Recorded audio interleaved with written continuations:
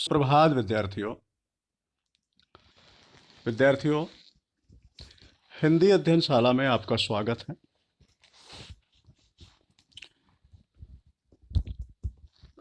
विद्यार्थियों, हिंदी अध्ययन में शामिल होने के लिए आपके पास पठन सामग्री का होना अति आवश्यक है।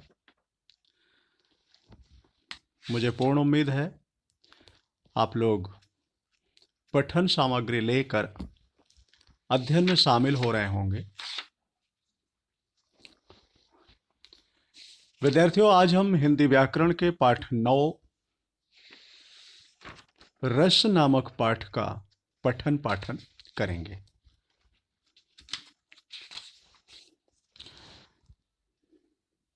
परंतु ये पठन पाठन करने से पहले पिछली पाठ योजना में हमें जो प्रश्न दिए गए थे, जिनके उत्तर हमें हिंदी व्याकरण के नोटबुक में लिखना था, आइए पहले उन प्रश्नों के उत्तरों का मिलान कर लें, फिर हम पठन पाठन के क्रम में आगे बढ़ें।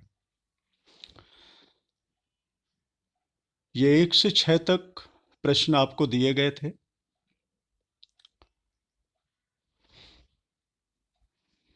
पहला प्रश्न था, संचारी भाव कितने प्रकार के होते हैं, नाम बताओ। इसका उत्तर है, संचारी भाव 33 प्रकार के होते हैं और उनके नाम हैं निर्वेद, ग्लानि, मद, मोह, विषाद, शंका, चापल्य, गर्व, जड़ता, स्मृति, मृत्यु, व्याधि, उन्माद, स्वप्न, श्रम, भास, विबोध, निद्रा, आवेग, दैन्य, अवहित, वितर्क, व्रीड़ा, आलस्य, धैर्य, मति, उत्सुकता, असूया, चिंता, अपस्मार, अमर्ष, उग्रता तथा हर्ष। ये संचारी भाव के जो 33 प्रकार के संचारी भाव होते हैं, उनके नाम थे। दूसरा प्रश्न है, रस किसे कहते हैं? रस किसे कहते हैं? इस प्रश्न का उत्तर है, काव्य पठन, श्रवण अथवा अभिनय दर्शन से उत्पन्न अलौकिक आनंद को रस कहते हैं। अगला प्रश्न है, तीसरा नंबर प्रश्न, आलंबन विभाव के कितने भेद होते हैं, नाम लिखें। इस प्रश्न का उत्तर है, आलंबन विभाव के 2 भेद होते हैं। उनके नाम हैं, पहला विषय, दूसरा आश्रय। चौथा प्रश्न है, सात्विक अनुभाव किसे कहते हैं? यह कितने प्रकार के होते हैं, नाम लिखो। इसका उत्तर है, जो विचार अथवा चेष्टाएं शरीर की स्वाभाविक क्रिया के रूप में होती हैं, उन्हें सात्विक अनुभाव कहते हैं। सात्विक अनुभाव 8 प्रकार के होते हैं। उनके नाम हैं, अश्रु, कंप, प्रलय, रोमांच, वैवर्ण्य, स्तंभ, स्वेद, स्वरभंग आदि। इसके बाद 5वां प्रश्न है, वेशभूषा द्वारा भाव प्रदर्शन क्या कहलाता है? इसका उत्तर है, वेशभूषा द्वारा भाव प्रदर्शन आहार्य कहलाता है। अगला प्रश्न, 6वां और अंतिम प्रश्न, रस के अर्थ लिखो। रस शब्द का प्रयोग विभिन्न अर्थों के लिए होता है। रस शब्द के जो अर्थ हैं वो अनेकार्थी के रूप में है। रस का अर्थ है आनंद। रस का अर्थ है तरल सार। तरल सार का मतलब जैसे किसी फल को दबाते हैं तो उससे तरल निकलता है, वही है तरल सार। निचोड़, निष्कर्ष, शरबत, मौज मस्ती आदि ये रस के अर्थ हैं। इस प्रकार पिछली पाठ्य योजना में हमें जो प्रश्न दिए गए थे उन प्रश्नों के उत्तरों का मिलान पूर्ण हुआ और मुझे इस बात की उम्मीद है कि आप लोगों ने सही उत्तर लिखे होंगे। यदि कहीं किसी के द्वारा लिखे गए उत्तरों में कोई त्रुटि मिल रही है तो कृपया उसका सुधार जरूर कर लें। आइए अब हम पठन पाठन के क्रम में चलते हैं। विद्यार्थियों, पठन पाठन के क्रम में आगे बढ़ने के लिए सबसे पहले हमें अपने हिंदी व्याकरण की पाठ्यपुस्तक के पाठांक पृष्ठ संख्या 50 को खोलना है। 50 से 54 तक के सभी पाठांक पढ़ने हैं, समझ लें।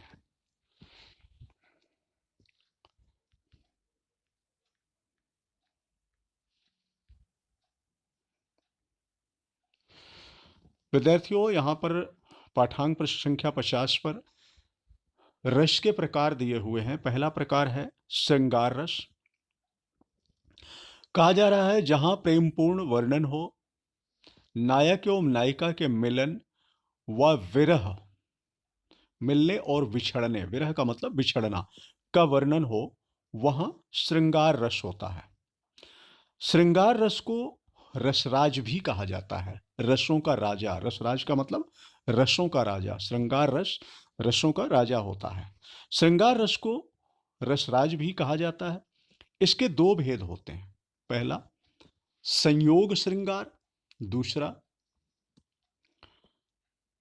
विप्रलंभ अथवा वियोग श्रृंगार।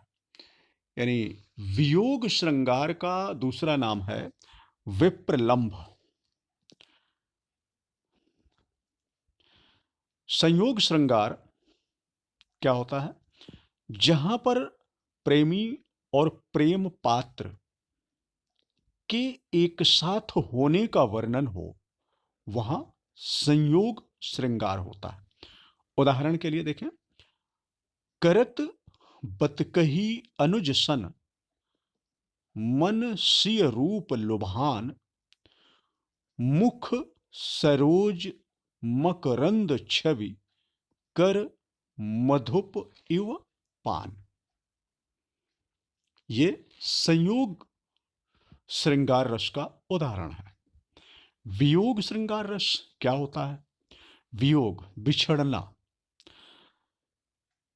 जब प्रेमी एवं प्रेम पात्र के एक दूसरे से दूर होने का वर्णन हो, जहां पर प्रेमी और प्रेम पात्र दोनों एक दूसरे से दूर हैं, अलग अलग हैं, तो वहां पर वियोग श्रृंगार होता है। उदाहरण के लिए देखें, अखियां हरि दर्शन की भूखी, कैसे रहें रूप रस रांची, ये बतियां सुन रूखी। यहां वियोग श्रृंगार रस है। तो इस प्रकार से यह श्रृंगार रस था। श्रृंगार रस के दो भेद, संयोग श्रृंगार और वियोग श्रृंगार। वियोग श्रृंगार को विप्रलंभ के नाम से भी जाना जाता है। विद्यार्थियों, श्रृंगार रस का स्थायी भाव है प्रेम। आलंबन है प्रेम पात्र। प्रेम पात्र मतलब नायक एवं नायिका। उद्दीपन है वसंत ऋतु, प्राकृतिक सौंदर्य, चांदनी रात, वाटिका, संगीत इत्यादि। ये श्रृंगार रस के उद्दीपन होते हैं। अनुभाव, अनुभव, संयोग,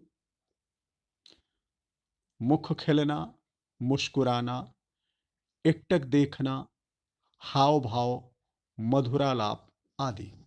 और वियोग, रुदन, क्रंदन, विलाप, प्रलाप, निःश्वास आदि। तो ध्यान दें, रस में उसके भेद और भेद के बाद स्थायी भाव, आलंबन, उद्दीपन और अनुभाव, ये प्रमुख बिंदु होते हैं जो हमें मालूम होना चाहिए।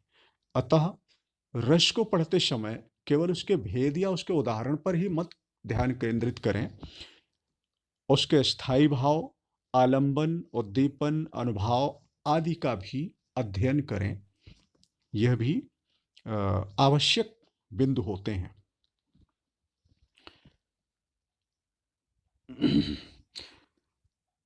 रस का दूसरा प्रकार है हास्य रस।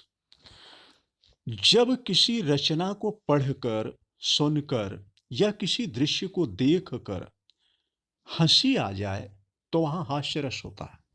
हास्य रस मतलब हंसने का विषय।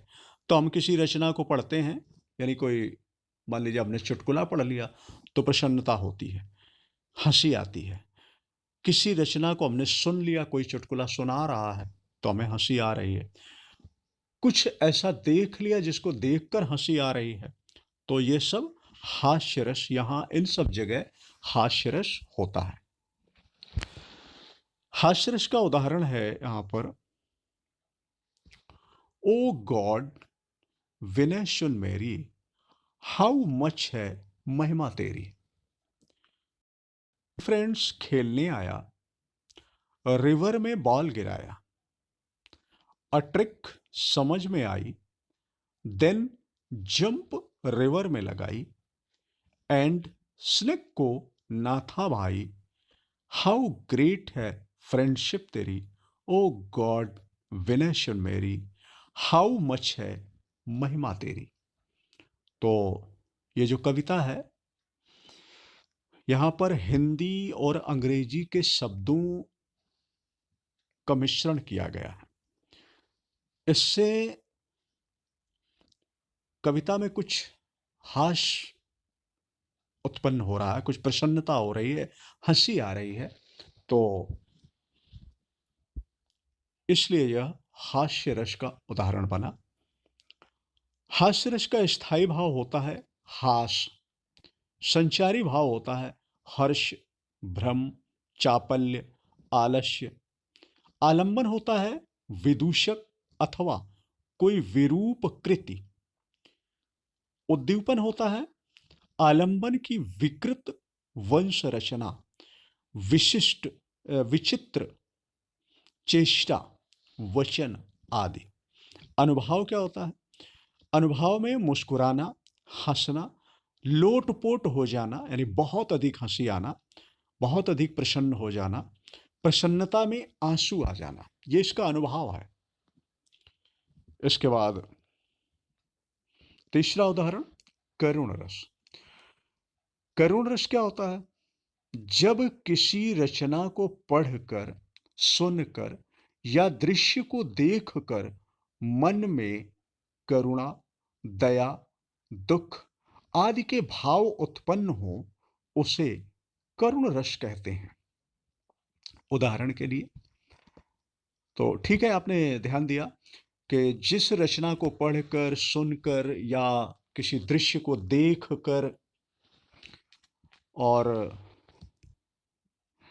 मन में करुणा आती है, दया आता है, दुख आदि के भाव उत्पन्न होते हैं, तो वहां पे करुण रस होता है।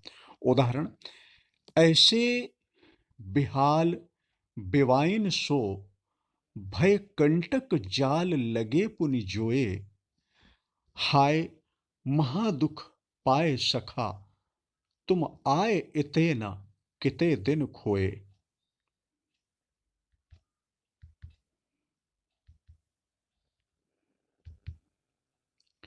पाठांक पृष्ठ संख्या 51 पर चलें।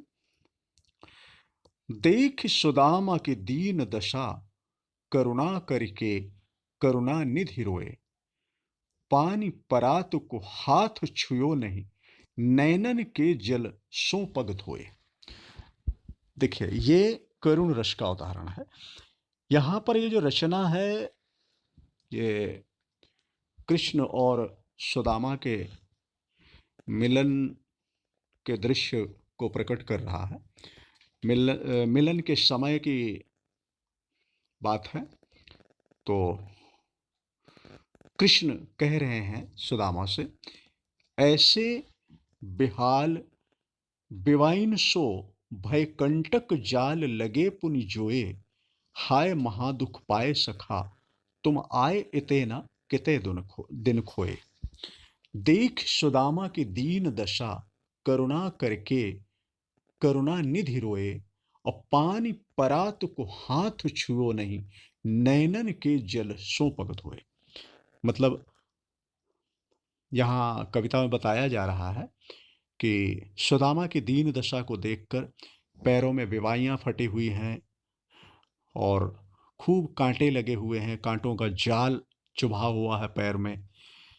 तो ऐसी दशा को देखकर कृष्ण दुखी होते हैं और अपने सखा से कहते हैं, अपने मित्र से कहते हैं कि तुम कहाँ थे अभी तक, क्यों यहाँ क्यों नहीं आए, कहाँ इधर उधर भटकते रहे। और सुदामा की दीन दशा यानी गरीब दशा, गरीबी की अवस्था को देख करके करुणा निधि हो, यानी दुख करके करुणा निधि मतलब दया के भंडार भगवान के लिए कहा गया है। तो करुणा करके करुणा निधि रोए। और पानी कह रहे हैं, पानी परात को हाथ छुए नहीं, यानी इतना रोए कि उन्होंने जो परात में पानी रखा हुआ था भर के, उसको उन्होंने छुआ नहीं और केवल अपने नेत्रों के जल से, अपने आंसुओं से उन्होंने सुदामा के पैर धुला दिए। तो यह करुणा को प्रकट करने वाले उदाहरण है। तो इस उदाहरण के माध्यम से करुण रस प्रकट होता है। करुण रस का स्थायी भाव होता है शोक, संचारी भाव होता है मोह, विषाद, जड़ता, उन्माद, व्याधि, ग्लानि, निर्वेद। आलंबन होता है प्रिय वस्तु का नाश, प्रिय व्यक्ति की मृत्यु आदि। उद्दीपन होता है मृत शरीर, दाह क्रिया, उस वस्तु अथवा व्यक्ति के गुणों का स्मरण, उससे संबंध रखने वाली वस्तुओं का दर्शन आदि। अनुभव क्या होता है? छाती पीटना, पछाड़ खाना, मूर्छा, रुदन, रुदन मतलब रोना, मूर्छा मतलब मूर्छित होना, बेहोश होना, विलाप, निश्वास आदि। तो ये इसके अनुभव हैं। अगला रस है वीर रस। विद्यार्थियों, जब किसी रचना को पढ़कर, सुनकर या देखकर हमारे मन में उत्साह या वीरता का भाव उत्पन्न होता है, तो वही वीर रस होता है। हम किसी रचना को पढ़ रहे हैं या किसी रचना को सुन रहे हैं, या हम कुछ दृश्य देख रहे हैं और उनको देख करके हमारे मन में उत्साह और वीरता के भाव उत्पन्न होने लगते हैं, तो यह वीर रस के कारण होता है। तो यही वहां पर वीर रस होता है। उदाहरण, चढ़ चेतक पर तलवार उठा, करता था भूतल पानी को। राणा प्रताप सिर काट काट, करता था सफल जवानी को। इन पंक्तियों को पढ़ करके हमारे अंदर उत्साह उत्पन्न होता है। तो ये वीर रस का उदाहरण है। वीर रस में 3 प्रकार के वीर होते हैं, इसको भी ध्यान दीजिए कि वैसे तो पर्याप्त है इतना। वीर रस जिस रचना को पढ़कर, सुनकर, देखकर उत्साह या वीरता का भाव उत्पन्न होता है, उसे वीर रस कहते हैं। उदाहरण के लिए, चढ़ चेतक पर तलवार उठा करता था भूतल पानी को, राणा प्रताप सिर काट काट करता था सफल जवानी को। पर्याप्त हो गया।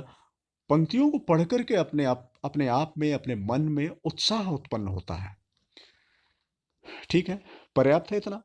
लेकिन अभी यहां पर कुछ विशेष बताया जा रहा है कि वीर रस में 3 प्रकार के वीर होते हैं। कौन कौन से? एक होता है युद्धवीर, दूसरा होता है दानवीर, और तीसरा होता है दयावीर। प्रायः हम लोग वीरता उसे ही समझते हैं जो युद्धवीर होता है। प्रायः हम लोग केवल उसी बात को वीरता समझते हैं जिसने युद्ध में वीरता दिखाई हो, परंतु वीर 3 प्रकार के होते हैं। वीर रस के अनुसार वीर 3 प्रकार के होते हैं। एक वो जो युद्धवीर है, यानी जब लड़ने का उत्साह हो। दूसरा है दानवीर, जब याचक आदि को दान करने का उत्साह हो। और तीसरा है दयावीर, जब दीनों पर यानी गरीबों पर दया करने का उत्साह अपने मन में आए, तो वो भी वीर रस का ही उदाहरण है। ठीक है, ध्यान दीजिए, वीर रस के अनुसार वीर 3 प्रकार के होते हैं: युद्धवीर, दानवीर और दयावीर। अब युद्धवीर कैसा होता है? युद्धवीर है, युद्धवीर के लिए उदाहरण, अब चूंकि वीर रस के उदाहरण भी देखना है, तो अब वीर 3 प्रकार के निकल आए, तो अब तीनों प्रकार का उदाहरण ध्यान दीजिए। युद्धवीर कैसा होता है? जय के दृढ़ विश्वास युक्त थे, जय के दृढ़ विश्वास युक्त थे, दीप्तिमान जिनके मुखमंडल, पर्वत को भी खंड खंड कर रज कण कर देने को चंचल, फड़क रहे ये अति प्रचंड भुजदंड शत्रु मर्दन को विह्वल, ग्राम ग्राम से निकल निकल कर ऐसे युवक चले दल के दल। उत्साह उत्पन्न हो रहा है इन पंक्तियों को पढ़ करके। युद्धवीर है। दानवीर में देखिए क्या है, दानवीर कैसा होता है? दानवीर का उदाहरण, हाथ गहो प्रभु को कमला, कहे नाथ कहा तुमने चित्तधारी, तंदुल खाई, तंदुल जानते हैं क्या होता है? तंदुल कहते हैं चावल को। तंदुल खाई मुट्ठी दुई, दीन कियो तुमने दुई लोक विहारी, खाए मुट्ठी तिशरी अब नाथ, कहा निजवास की आस विसारी, रंक ही आप समान कियो, अब चाहत आप ही होए भिखारी। इन पंक्तियों के माध्यम से यह भी कृष्ण और सुदामा के मिलन के समय की ही घटना थी। सुदामा चावल लेकर आए थे अपने घर से अपने मित्र को देने के लिए। तो जब कृष्ण को ये पता चला कि सुदामा चावल लाए हैं और संकोच के कारण दे नहीं रहे हैं, तो कृष्ण ने स्वयं ही उनसे वो चावल की पोटली ले करके, जिसको वो छिपा रहे थे, और उससे उन्होंने 2 मुट्ठी चावल खा लिए थे। तभी जब तीसरी मुट्ठी चावल खाने जा रहे थे, तो रुक्मिणी जी ने उनका हाथ पकड़ा, कृष्ण जी की पत्नी, उन्होंने उनका हाथ पकड़ा और फिर कहा कि हे भगवान, आपका ध्यान कहाँ है? आपने 2 मुट्ठी चावल खा करके इस दीन को, यानी इस गरीब व्यक्ति को, आपने 2 लोक का मालिक बना दिया है, 2 लोकों का मालिक हो गया ये। अब तीसरी मुट्ठी यदि आप खाएंगे तो प्रभु यह भी तो ध्यान दें कि आप रहेंगे कहाँ। इस बात के भी शुद्धि रखें, इस बात का भी विचार करें। और आपने जो 2 मुट्ठी चावल खाए, उससे आपने इस गरीब व्यक्ति को, रंक ही यानी रंक मीन्स होता है गरीब, तो आपने इस गरीब व्यक्ति को अपने समान बना दिया। अब क्या आप तीसरी मुट्ठी चावल खा करके इसके समान अपने को बनाना चाहते हैं? अपने समान तो इसे बना दिया, आपने 2 मुट्ठी चावल खा लिए। अब तीसरी मुट्ठी खाएंगे तो अब आप इसके समान बन जाएंगे, ऐसा समझाते हुए उन्होंने कहा। तो यहाँ पर ये इस उदाहरण से हमें कृष्ण की दान वीरता पता चलती है कि उन्होंने दान करने में कितनी बहादुरी दिखाई। ओके, अब तीसरे प्रकार का वीर दयावीर। स्वजाति की देख अतीव दुर्दशा, विगर्हणा देख मनुष्य मात्र की, विचार के प्राणी समूह के कष्ट को हुए समुत्तेजित वीर केशरी। हितैषणा से निज जन्म भूमि की अपार आवेश ब्रजेश को हुआ, बनी महाबंक गठी हुई भवें नितांत, विस्फारित नेत्र हो गए। यहां पर दयावीर का उदाहरण है। पाठांक पृष्ठ संख्या 52 पर आइए। वीर रस का स्थायी भाव है उत्साह, संचारी भाव है आवेग, गर्व, असूया, अमर्ष, उग्रता। आलंबन है शत्रु अथवा प्रतिपक्षी, याचक, कवि, दीन दुखी। उद्दीपन है शत्रु का उत्कर्ष, उसकी ललकार, मारु। वाद्य यंत्र वीरों के होंकार, दीन का दुख अथवा दारिद्र्य, याचक की प्रशंसा आदि। ये उद्दीपन है। अनुभाव क्या है इसका? अंगस्फुरण, अंग स्फुरण। ओके, तो अगला है रौद्र रस, पांचवा रस रौद्र रस। जब किसी रचना को पढ़कर रौद्र जब किसी रचना को पढ़कर, विद्यार्थियों यहां पर लिखा है पढ़कर के बाद रौद्र रस सुनकर, तो ये रौद्र रस गलत है, इसे पेंसिल से एक लाइन में कट कर दीजिए, केवल इतना ही रहेगा। जब किसी रचना को पढ़कर, सुनकर, दृश्य को देखकर मन में क्रोध के भाव उत्पन्न हो, वहां रौद्र रस होता है। रौद्र का मतलब क्रोध। उदाहरण है, सुनहु राम जेहि शिव धनु तोरा, सहस बाहु सम सो रिपु मोरा, सो बिलगाऊ बिहाई समाजा, नत मारे जई हैं सब राजा। ये घटना है जब राम ने मिथिला में धनुष भंग कर दिया था। तो धनुष भंग होने के कारण परशुराम जी क्रोधित हो गए थे और क्रोधित होकर के वहां उपस्थित हुए थे। तो उस समय उनके क्रोध को शांत करने के लिए राम ने कहा था कि नाथ संबुधन भंजनिहारा, वही है को एक दास तुम्हारा।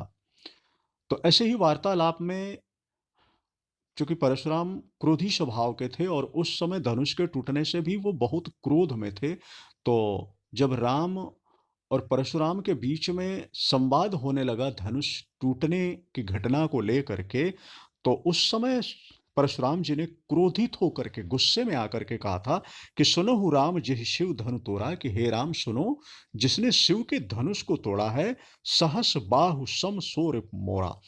वो सहस बाहु की तरह, यानी सहस्त्रों भुजाओं वाले व्यक्ति की तरह, सहस्त्र भुजाओं वाला एक राजा था सहस्त्रार्जुन, तो उसके समान कह रहे हैं मेरा रिपु है, शत्रु है। सहस्त्राबाहु को परशुराम जी ने युद्ध में पराजित करके और उसको मार दिया था, उसकी हत्या कर दी थी। तो उसकी दुष्टता के कारण उसे मारा था, दंड स्वरूप उसे मृत्यु दंड दिया था। तो परशुराम जी ने गुस्से में यही बात कही राम जी से कि जिसने शिव जी के धनुष को तोड़ दिया है, राम बहुत ध्यान से सुनिए, वह व्यक्ति सहस्त्रबाहु की तरह ही मेरा शत्रु है। सो बिलगाओ बिहाई समाजा, न तुम्हारे जई हैं सब राजा। कह रहे हैं उस व्यक्ति को समाज से अलग कर दीजिए, नहीं तो यहां पर उपस्थित सारे राजा मारे जाएंगे। तो यहां पर परशुराम जी ने क्रोध में यह बात कही है। तो ये रौद्र रस का उदाहरण है। रौद्र रस का स्थायी भाव होता है क्रोध, संचारी भाव होता है गर्व, चपलता, आवेग, अमर्ष आदि। आलंबन होता है शत्रु अथवा अनुचित कार्य करने वाला, जिसके प्रति क्रोध उत्पन्न हो। उद्दीपन होता है शत्रु आदि की उमंग, अपकार का स्मरण। और अनुभाव होता है नेत्र लाल होना, भौहें तने होना, होंठ चबाना, दांत पीसना, कांपने लगना आदि। विद्यार्थियों, यहाँ पर भौहें तन जाना में भयें लिखा है, तो मात्रा लगा लीजिए भा के बाद, भौहें होगा, औ की मात्रा, ऐ भा में ऐ की नहीं, औ की मात्रा होगी। ठीक है। इसके बाद अगला छठवां रस है भयानक रस। जब किसी रचना को पढ़कर या सुनकर अथवा दृश्य को देखकर भय उत्पन्न हो तो वहां भयानक रस होता है। उदाहरण के लिए देखें, समस्त सर्पों संग श्याम, ज्यों कढ़े कालिंद की नंदिनी की सुवंक से, खड़े किनारे जितने मनुष्य थे सभी महाशंकित भीत हो उठे। हुए कई मूर्छित घोर त्रास से, कई भागे मेदिनी में गिरे कई। हुई यशोदा अति ही प्रकंपिता, ब्रजेश भी व्यस्त समस्त हो गए। तो यहाँ पर कृष्ण के द्वारा जब यमुना में गेंद गिर गई थी तो उसे लेने गए थे। तो जब गेंद को लेने गए थे तो वहाँ पर कालिया नामक नाग का मर्दन किया था, जिसके कारण यमुना का पानी जहरीला हो गया था और उस पानी को जो भी पशु पक्षी पीते थे वो मृत्यु को प्राप्त हो जाते थे। तो उस समस्या का समाधान करने के लिए कृष्ण यमुना में कूदे थे। उसी घटना, तो मतलब अब वो जो यमुना में कूदे थे तो पानी भी बहुत जहरीला था और उसमें जहरीला नाग था जो मार देता था लोगों को। तो इस वजह से उनके उसमें कूद जाने से सारे लोग, जो लोग जिन्होंने देखा कि कृष्ण यमुना में कूद गए जहाँ पर कालिया रहता है, तो सब लोग वहाँ दुखी हुए। उनको भय लगने लगा, डर लगने लगा कि अभी कृष्ण को ये कालिया मार देगा इत्यादि। तो उसी घटना को ये उदाहरण में कविता की पंक्तियों के माध्यम से बताया जा रहा है। तो ये भयानक रस यानी भय उत्पन्न करने वाले रस का उदाहरण है। इसका स्थायी भाव है भय यानी डर, संचारी भाव है आवेग, दैन्य, शंका, मोह, त्रास, मूर्छा, उन्माद आदि। आलंबन है भीषण दृश्य जिनको देखकर भय लगे, वो आलंबन होता है। उद्दीपन आलंबन की भयंकरता, यानी आलंबन में क्या है, भीषण दृश्य, तो बहुत ही भयंकर भीषण दृश्य, ये उद्दीपन है। जिसको देखकर डर लगे यानी बहुत ज्यादा डर लगे, वो उद्दीपन है। अनुभाव कपकपी होना, घिघी बंध जाना, मुख का रंग उड़ जाना आदि। कपकपी होना मतलब कांपने लगना, डर के मारे कांपने लगना। घिघी बन जाना यानी बोल ना पाना, मुख का रंग उड़ जाना आदि। ये भयानक रस के अनुभव। अगला रस, सातवां रस, विभत्स रस। जब किसी रचना को पढ़कर सुनकर कोई दृश्य देखकर मन में घृणा आए या घृणा के भाव उत्पन्न हो, या मांस, रुधिर, रुधिर मतलब रक्त, खून, रुधिर धार, पीप, पीप का मतलब होता है मवाद आदि घृणोत्पादक वस्तुओं का वर्णन होता है, यानी घृणा उत्पन्न करने वाली बातों का वर्णन हो, तो वहां विभत्स रस होता है। विद्यार्थियों, आइए पाठांक पृष्ठ संख्या 53 पर चलें। विभत्स रस का उदाहरण है, आंखें निकाल उड़ जाते, क्षण भर उड़कर आ जाते, सौ जीभ खींच कर कौवे, चुभला चुभला कर खाते। आंखें निकाल कर उड़ जाते यानी आंखें निकाल लेते थे और उड़ जाते थे, क्षण भर उड़कर आ जाते और एक क्षण में ही उड़कर आ जाते। सब जीभ खींच कर कौवे यानी मृत शरीर के जीभ को कौवे खींच रहे हैं, नोच रहे हैं और चुभला चुभला कर खाते, और उन्हें बहुत स्वाद ले लेकर के खा रहे हैं, चूस चूस कर खा रहे हैं।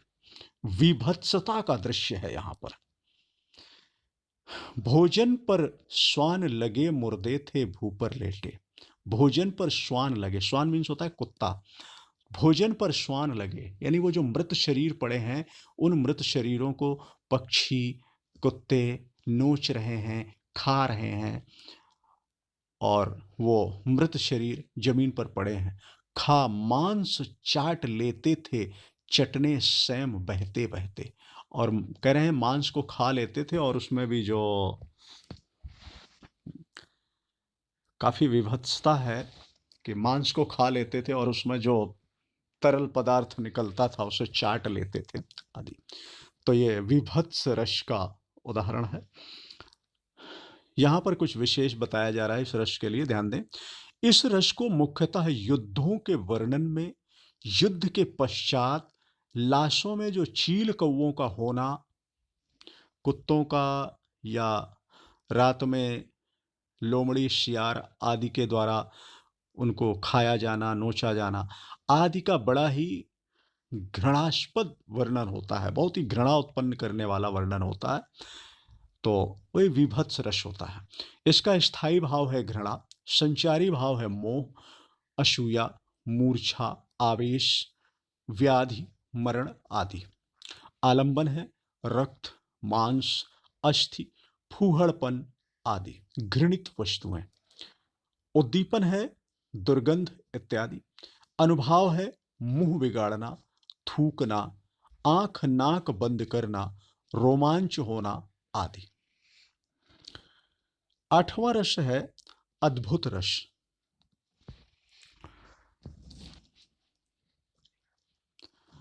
अद्भुत रस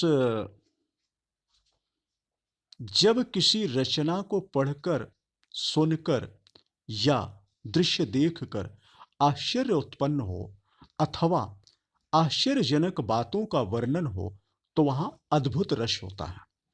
उदाहरण के लिए देखिए, दिखरावा मातहि अद्भुत रूप अखंड, रोम रोम प्रति लगे कोटि कोटि ब्रह्मांड। ये अद्भुत रस का उदाहरण है। अद्भुत रस का स्थायी भाव है विस्मय, संचारी भाव है तर्क, संदेह, मोह, हर्ष, जड़ता, आवेग आदि। आलंबन है आश्चर्यजनक व्यक्ति, वस्तु, घटना, दृश्य। उद्दीपन है आलंबन की महिमा और वैचित्र्य। अनुभाव है रोमांच होना, स्तंभित हो जाना, टकटकी लगाकर देखना, वाह वाह करना आदि। अगला रस शांत रस। नवा रस है शांत रस।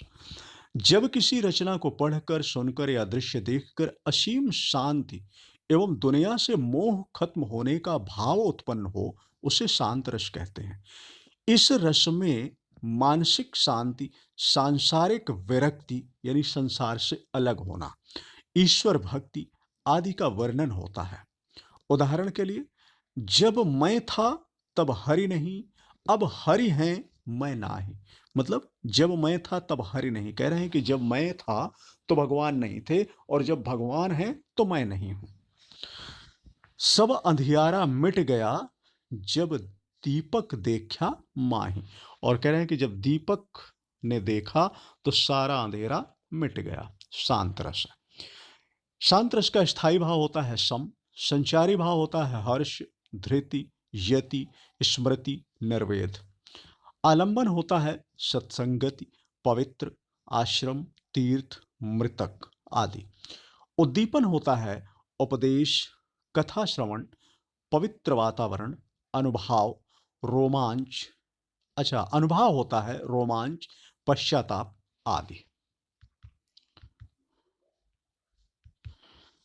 आइए विद्यार्थियों, अब हम पाठांक पृष्ठ संख्या 54 पर चलते हैं।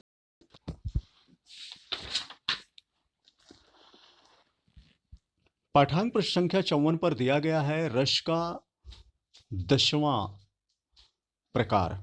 वैसे तो रस 9 प्रकार के होते हैं, परंतु 2 प्रकार के रस और माने गए हैं, एक वात्सल्य रस और दूसरा भक्ति रस। तो रस के जो मेन 9 उदाहरण होते हैं वो पूर्ण हो गए। जो 2 और माने जाने लगे हैं तो उन्हें भी समझ लेते हैं।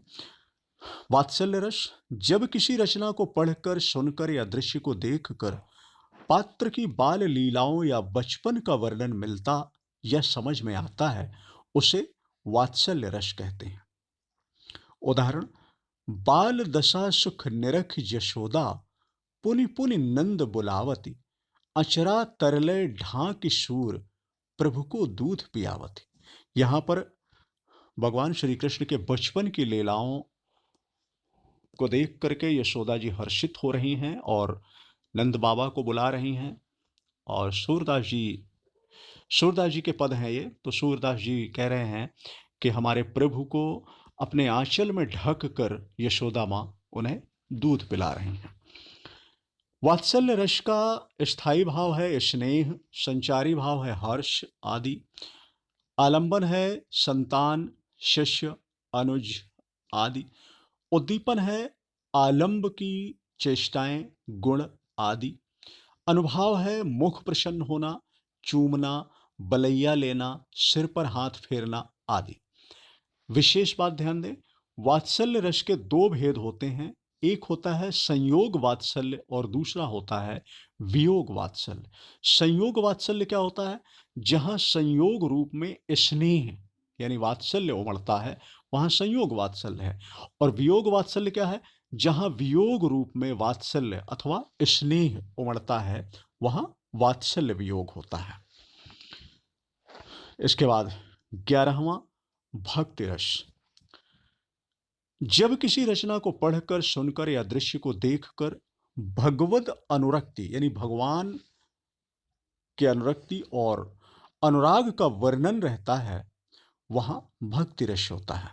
किसी रचना को पढ़ते हैं, सुनते हैं या दृश्य को देखते हैं तो भगवान में मन लगने लगता है, भगवान पे ही अनुराग होने का वर्णन होने लगता है, तो वहां पर भक्ति रस होता है। उदाहरण के लिए, जनक सुता जग जननी जानकी, अतिशम प्रिय करुणा निधान की, ताके जुगपद कमल मनाऊं, जासु कृपा निर्मल मति पाऊं। भक्ति रस का स्थायी भाव होता है अनुराग, संचारी भाव होता है भक्ति भावना, और आलंबन होता है ईश्वर, गुरु, साधु, सन्यासी, माता पिता आदि। उद्दीपन होता है धर्मस्थल, तद विषयक चित्रादि, प्रतिमादि, मूर्तियां आदि। अनुभाव है शरणागत होना, समर्पित होना, शरीर को ढीला छोड़ना आदि। तो इस प्रकार से ये भक्ति रस के साथ ही रस के प्रकार समाप्त हुए।